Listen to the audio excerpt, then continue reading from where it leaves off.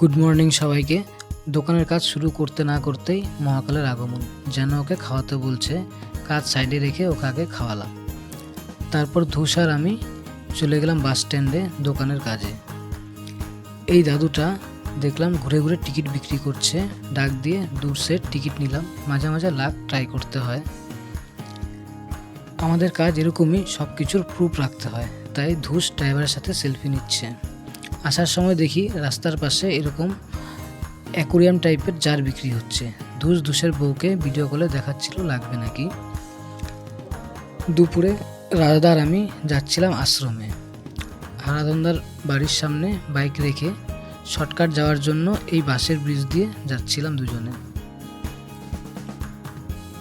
এই যে বস দেখাশোনা করছে আর শুভ প্রসাদ দিচ্ছিল। শুভ আমাদের বসে পড়তে বলছিল আর ওম আমাকে দেখে সুন্দর একটা হাসি দিল।